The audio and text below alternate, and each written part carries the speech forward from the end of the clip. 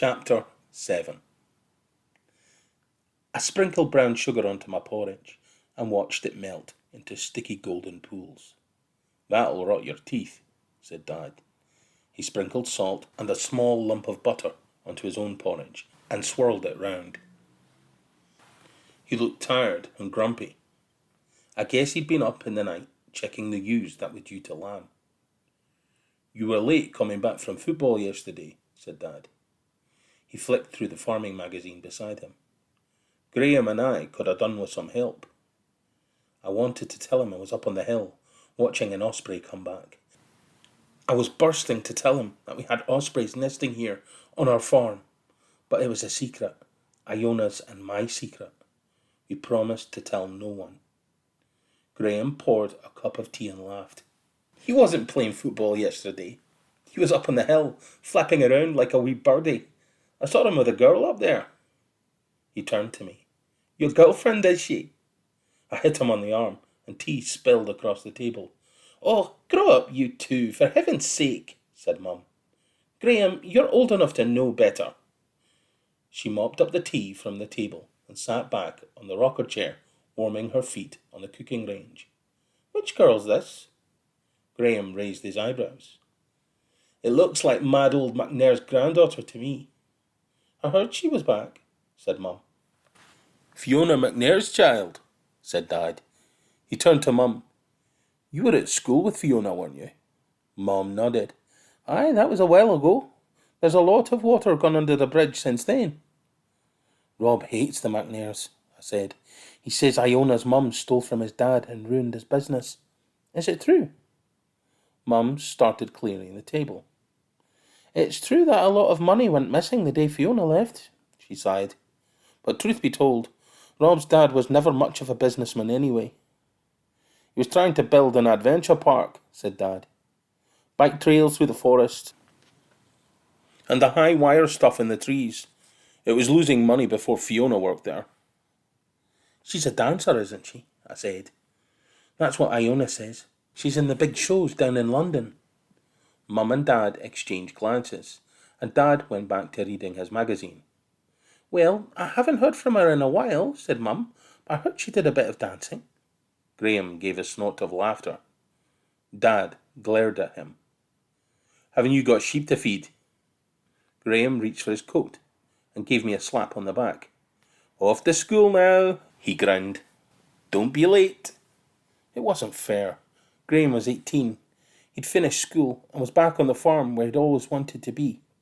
Mum and Dad even let him live in the cottage up the track, which had been Grandad's before he died. Graham said he needed his own space. I didn't think Mum should cook his meals and wash his clothes too. "What's she like?" asked Mum. "Who?" "Iona," I said. I shrugged my shoulders. How should I know? I whizzed into school as the bell rang. It was Monday morning and I was late. I pushed my bike into the rack next to Rob's and raced to the classroom. The rest of the class were already in their seats. The teacher gave me a hard stare and tapped her watch as I sat down next to Rob and Ewan. "What happened to you on Friday?" whispered Ewan. "You didn't get home for hours after we left you. Mum made me tell her where we'd been."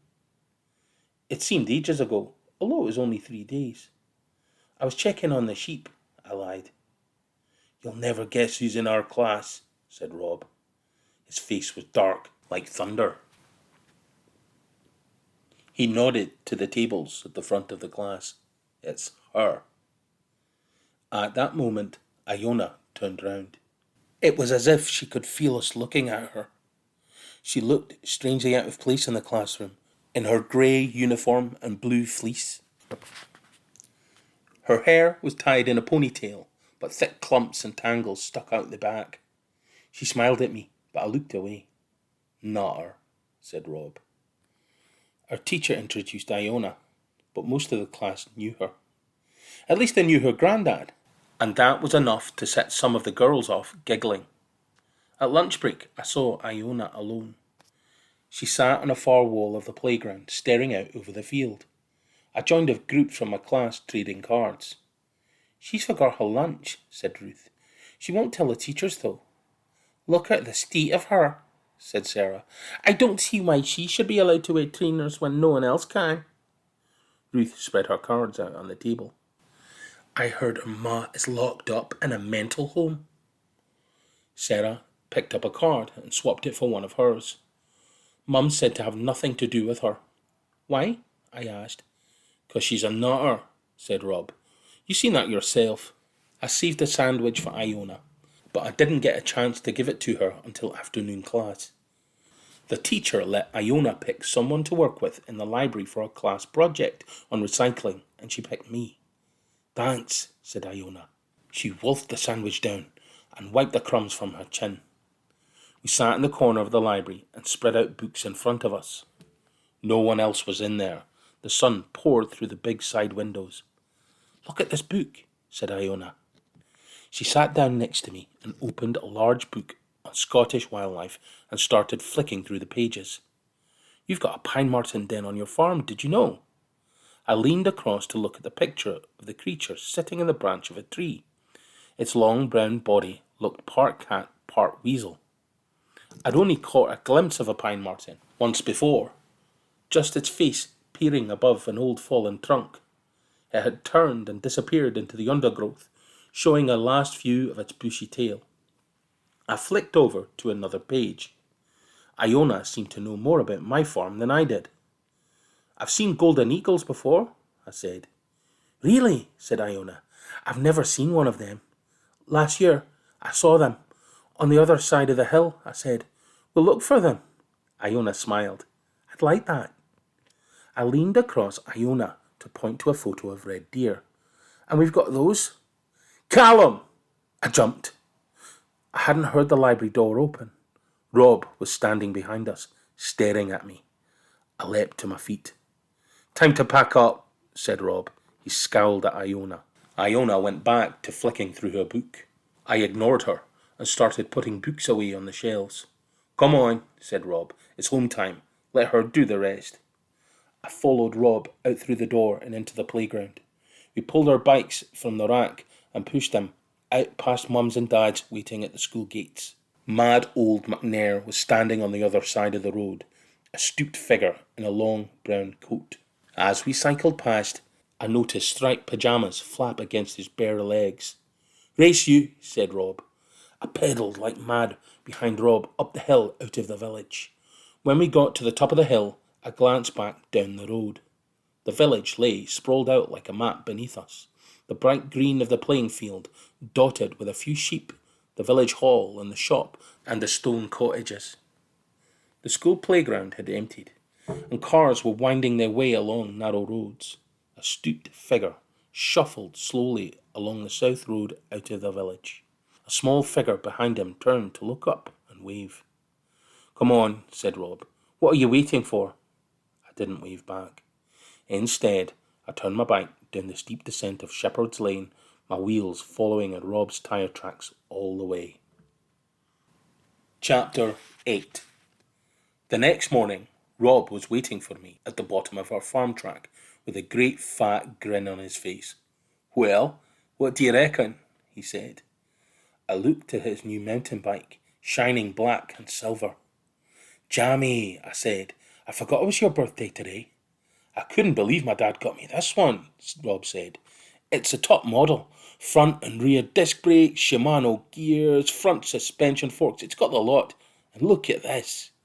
He pointed to a small oval panel clipped to the frame. It's a bike computer. My auntie got it for me. It tells me my speed, altitude, distance travelled. It does everything. I pushed off on my own bike.